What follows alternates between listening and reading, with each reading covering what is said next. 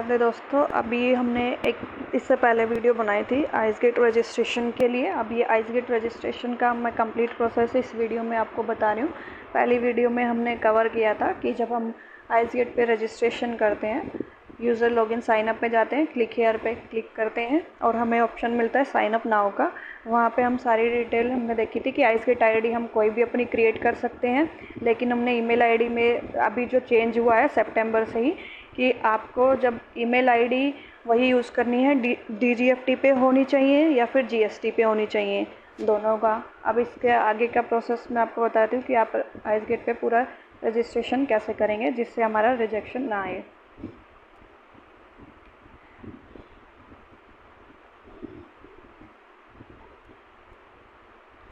यहाँ पे ये डेमो दे रखा है, आप डेमो पे क्लिक करके पूरा डेमो देख सकते हैं। स्टेप बाय स्टेप इसमें सारी चीज़ आपको मेंशन होंगी, क्या डॉक्यूमेंट आपको रजिस्ट्रेशन के टाइम पे इसमें अपलोड करने होंगे।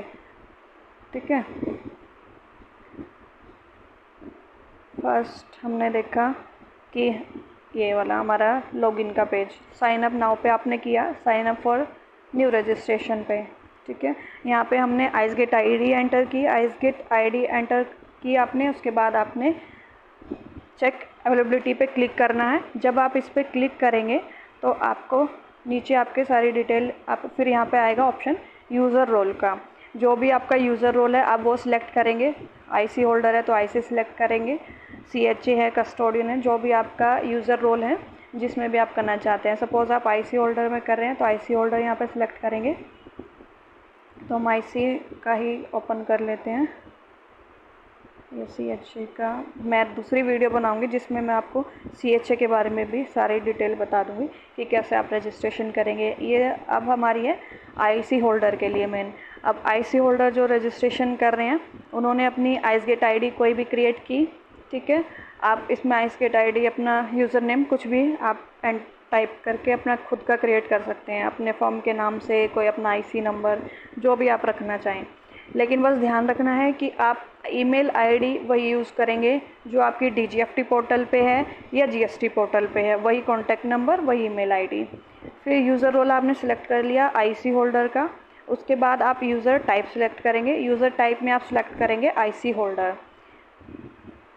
दोनों में आईसी होल्डर आपको सिलेक्ट करना है। अगर आप फर्स्ट टाइम सेलेक्ट करते हैं, यहाँ पे आपने कर दिया आईसी होल्डर और नीचे आप करते हैं आईसी ऑथराइज पर्सन, अगर आपकी पेरेंट आईडी ही नहीं है तो ये आपको फिर एरर आएगा, इसमें आपका रजिस्ट्रेशन नहीं हो पाएगा। तो आपको करना क्या है, आईसी होल्डर, यूज़र रोल में भी आईसी होल्डर रखना है और यूज़र टाइप में भी आईसी होल्डर रखना है। ठीक है, फिर उसके बाद नेक्स्ट आप यहाँ पे आप अपना एंटर करेंगे IC number. IC number enter करके आपको वेरीफाई पे क्लिक करना है। जब आप वेरीफाई पे क्लिक करेंगे तो आपको इस तरीके से आपकी सारी फॉर्म की आपको डिटेल दिखेंगी, जिसमें आपका पैन नंबर है, एजेंसी का नेम है, जो एड्रेस वहाँ पे है, सिटी है, स्टेट है, पिन कोड, ये सारी डिटेल्स आपको वहाँ पे शो होंगी। ये सारी आप अपनी डिटेल देख लीजिएगा। उसके बाद आपको मिलेगा लोकेशन, कस्टम लोकेशन आप फर्स्ट टाइम में ही सारी सिलेक्ट कर लो, उसमें कोई इशू नहीं है। कंट्रोल A प्रेस करके सारा आप ये सारा कंट्रोल के साथ प्रेस करके सारी लोकेशन सेलेक्ट कर लीजिए, उसमें कोई इशू नहीं होता। आपकी लोकेशन कितनी भी आप सिलेक्ट कर सकते हो, क्योंकि इन फ्यूचर आपका अगर बिज़नेस एक्सपेंड होता है, कहीं से भी आप इंपोर्ट एक्सपोर्ट करते हैं, तो लोकेशन आप सारी फर्स्ट टाइम में ही सिलेक्ट कर लो, बाद में आपको ऐड करने की ज़रूरत नहीं होगी। फिर ऐड भी हो जाती है पर आप फर्स्ट टाइम में ही सारी ऐड कर सकते हैं। ठीक है, फिर आपकी आती है पर्सनल डिटेल्स। पर्सनल डिटेल में आपको एंटर करना है नेम, जो कि आप एंटर उसी का नेम करना है जिनको आप एप्लीकेंट को ऑथराइज़ कर रहे हैं, उन्हीं का नेम आएगा। पर्सनल डिटेल्स में आपको एंटर नेम करना है, जिस भी पर्सन को आप ऑथराइज़ कर रहे हैं उस पर्सन का नाम आएगा, एप्लीकेंट का नेम। मोबाइल नंबर वही रहेगा। आप जो अगर आपने ईमेल आईडी ऊपर जब आपने एंटर की थी यहाँ पे स्टार्टिंग में, अगर आईडी आपने यहाँ पे GST की डाली है तो आप कॉन्टैक्ट नंबर नीचे GST वाला ही डालेंगे। अगर आपने यहाँ पे DGFT की एंटर की है ईमेल आईडी तो आप यहाँ पे कॉन्टैक्ट नंबर DGFT का ही डालेंगे, वही डालना है। ठीक है, अब नीचे बात आ रही है self attested scan copy of licence की। लाइसेंस की कॉपी है, इसमें आपका जो आईसी की कॉपी है, आपको जो DGFT से मिली है, ठीक है, वो आपको अपलोड करनी है। वो अपलोड करेंगे। फिर नीचे है आधार कार्ड, फ़ोटो आईडी आप अपलोड करेंगे। यहाँ पे मान लो आप आधार कार्ड अपलोड कर रहे हैं, आधार पे क्लिक करेंगे। फिर उसके बाद आधार नंबर एंटर करेंगे। ध्यान रखिए हमारे से क्या मिस्टेक होती है जब भी हम रजिस्ट्रेशन करते हैं। जैसे अभी हमने बात की थी मोबाइल नंबर की, मोबाइल नंबर में 9 डिजिट ही एंटर करके छोड़ दिए, या जो हमारा मोबाइल नंबर है वो हमने डिजिट 1-2 आगे पीछे कर दिया। तो क्रॉस चेक ज़रूर करना है आपको अपना मोबाइल नंबर एंटर करने के बाद। सिर्फ 2 मिनट का टाइम लगेगा, दोबारा क्रॉस चेक करके ही कीजिए। नहीं तो अगर एक बार हमारा फिर रिजेक्शन होता है, हमें 10-15 दिन फिर वेट करना होता है, फिर दोबारा करते हैं, ऐसे हमारा 1-2 महीने निकल जाते हैं। तो सिर्फ हमारी 2 मिनट लगनी है दोबारा डिटेल को चेक करने में। जो भी आप एंटर करेंगे सही दोबारा चेक करनी है कि मैंने ठीक एंटर करी है या नहीं। उसके बाद आपने अपलोड कर दिया अपना आईसी की कॉपी। और अपलोड करते वक्त भी आपको ध्यान रखना है कि हम जब आईसी की कॉपी अपलोड कर रहे हैं, कई बार क्या होता है हमने आईसी की कॉपी अपने सेलेक्ट किया और सेलेक्ट कर रखी होती है हमने आधार कार्ड की, या फिर कोई और हमारे जो इंपोर्ट एक्सपोर्ट का डॉक्यूमेंट है वो हम अपलोड कर देते हैं, तो जिससे हमारा रिजेक्ट हो जाता है आईसीगेट आईडी। आपको करना क्या है, जो आपकी आईसी कॉपी है चेक कर लो, ओपन करके देखो कि मेरी आईसी की कॉपी ही मैंने यहाँ सिलेक्ट करी है ना फाइल में, ठीक है, जिससे हमारा एक भी रीज़न ना रहे रिजेक्शन होने का। बस हम सबमिट करें। और अब इसमें टाइम भी इन्होंने बढ़ा दिया है, 72 आवर्स का कर दिया है। तो उसके बाद हमारा 72 आवर्स वेट करने के बाद हमारा अप्रूवल ही आए, रिजेक्शन ना आए। तो इन चीज़ों का हमें ध्यान रखना है, ठीक है। तो कॉन्टैक्ट नंबर में हम ध्यान रखेंगे। दूसरा आईसी की कॉपी, लाइसेंस, इसमें हमारा ड्राइविंग लाइसेंस नहीं होता, आईसी जो होता है वो हमें अपलोड करना है। कई यूज़र्स क्या होते हैं वो अपलोड कर देते हैं, तो जिससे रिजेक्शन हो जाता है। जो डीजीएफटी से आईसी की कॉपी हमें मिली है वही अपलोड करनी है। और चेक कर लेना जो आपकी आईसी की कॉपी है, करंट वाला जो है आपका, वही आप अपलोड कर रहे हैं अपनी। आधार कार्ड, आधार आपने सिलेक्ट किया। फिर आधार नंबर भी आप एंटर करेंगे। तो आप पूरा चेक करेंगे कि जो आधार नंबर हमने अपलोड इसमें टाइप किया है, कई बार हमारे टाइपिंग एरर की वजह से ही हमारा रिजेक्शन होता है। हमने सब कुछ ठीक कर लिया और टाइपिंग एरर हमारा हो गया कोई, और उससे हमारा गलत चला जाता है डिटेल्स, फिर रिजेक्ट हो जाती है।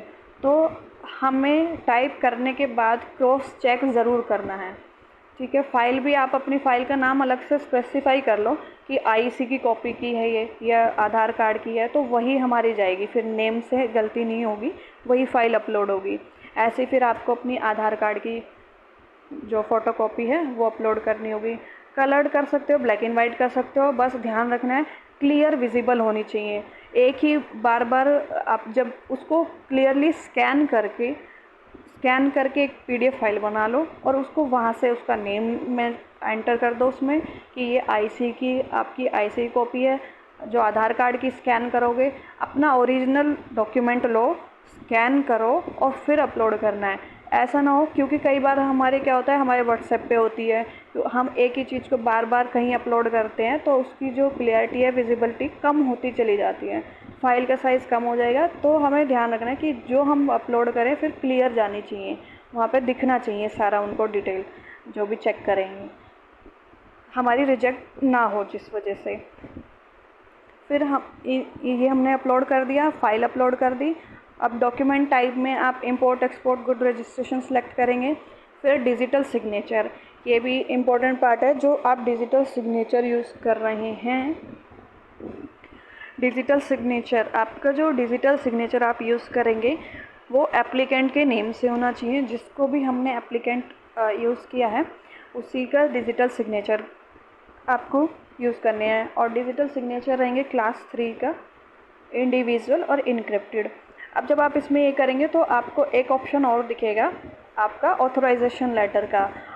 ऑथराइजेशन लेटर में आपको मेंशन करना होता है कि जो भी आपकी कंपनी है, कि ये हमारे फर्म का नाम है, कंपनी है, और हम इस पर्सन को ऑथराइज़ कर रहे हैं रजिस्ट्रेशन, आइसगेट के रजिस्ट्रेशन के लिए। उसमें ये ज़रूर मेंशन करना है जिस पर्सन को कर रहे हो उस पर्सन का नाम, आइसगेट के लिए कर रहे हैं आइसगेट। और तीसरी चीज़ जो हमें ध्यान रखनी है, उसमें अगर आपकी कंपनी में पार्टनर्स हैं तो सभी पार्टनर्स के साइन होंगे, अगर डायरेक्टर्स हैं तो डायरेक्टर के होंगे। वैसे मिनिमम 2 के चल जाते हैं इसमें, ठीक है। आप अगर सभी नहीं रहते तो हम किन्हीं दो के साइन करा सकते हैं, किन्हीं दो डायरेक्टर के या किन्हीं दो पार्टनर्स के। और जो हमने हमारी आईसी की कॉपी अपलोड की, जो आधार कार्ड की कॉपी अपलोड की, वो सेल्फ अटेस्ट हमें करानी होंगी। साइन करेगा जिस भी एप्लीकेंट को हम सिलेक्ट कर रहे हैं। सपोज़ एक्स को सिलेक्ट करा है तो एक्स ही का नेम आएगा, एंटर योर नेम में, जहाँ पे हमने नेम डाला था पर्सनल डिटेल में एप्लीकेंट का। और आईसी होल्डर, जो आईसी की हमारी कॉपी है, उसी पे भी एक्स के साइन होंगे। और जो आधार कार्ड है, आधार कार्ड किसका लगेगा? एक्स का लगेगा। जो एप्लीकेंट है जिसको हमने ऑथराइज़ कर रहे हैं उसका आधार कार्ड लगेगा, उसको वो साइन करेगा, सेल्फ अटेस्ट करेगा। और फिर जो हम ऑथराइजेशन लेटर अपलोड करेंगे उस पर भी उसके साइन होंगे। तो दो डायरेक्टर्स, अगर वो एप्लीकेंट आप किसी डायरेक्टर को कर रहे हैं तो उसके भी साइन, एक उसके साइन हो जाएंगे, एक दूसरे के साइन हो जाएंगे, ठीक है। और फिर डिजिटल सिग्नेचर आप ये अपना इसमें अपलोड करेंगे। ये टर्म्स एंड कंडीशन, इस एग्री पे बटन पे क्लिक करना है चेक बॉक्स में, और करने के बाद टर्म एंड कंडीशन पे ये सारी आपकी फुलफ़िल हो जाएंगी कि आप एग्री कर रहे हैं। फिर उसके बाद कंफर्म पे आपको क्लिक करना होगा। उसके बाद आपको नीचे अपना जो डिजिटल सिग्नेचर आप कर रहे हैं, पहले से ही आप जो ये डिजिटल सिग्नेचर की ये डिजिटल सिग्नेचर हम कर रहे थे, इसमें हमारा जो ये यूएसबी डिवाइस है डिजिटल सिग्नेचर का, पहले से ही हम अपने कंप्यूटर में इंसर्ट करके रखते हैं। फिर इस पर ओके आपको सिलेक्ट करना है। फिर इसके बाद ये सारा आपका ओके, फिर यहाँ पे इसको थर्ड स्टेप में यहाँ पे ओके करना है। ओके करने के बाद आप यहाँ कंफर्म पे क्लिक करेंगे। फिर यहाँ पे आपको एक ओटीपी रिसीव होगा आपकी रजिस्टर्ड ईमेल आईडी पे, जो कि आपने इसमें अपनी यूज़ की थी, एंटर की थी स्टार्टिंग में। उस ईमेल आईडी पे आपको ओटीपी आएगा, वो ओटीपी आपको एंटर करके सबमिट करना होगा। सबमिट करने के बाद आपकी ये जो आपने रजिस्ट्रेशन का पूरा प्रोसेस है ये आपका कंप्लीट हो गया। अब आपको वेट करना है कि आपका अप्रूवल कब तक आता है। Thank you. अगर आपको ये हमारी वीडियो अच्छी लग रही है, जिससे आपको हेल्पफुल हो रहा है, तो आप हमें कमेंट में बता सकते हैं। जिस भी वीडियो आप जो भी टॉपिक पे चाहेंगे, मैं उस टॉपिक पे आपको हेल्प करने के लिए एक वीडियो और शेयर कर दूँगी। जिस भी टॉपिक पे आपको कहीं भी इशू आ रहा है, आप कुछ भी करना चाह रहे हैं, एडी कोड के लिए है, डिजिटल सिग्नेचर के लिए, कुछ भी आपको कहीं भी इशू आता है लॉगिन करने में, लॉगिन की तो हमारी ऑलरेडी एक वीडियो है, कहीं भी आपको दिक्कत आती है तो वो आप हमें कमेंट में लिख के शेयर कर दीजिए, आपकी पूरी हेल्प करेंगे। Thank you.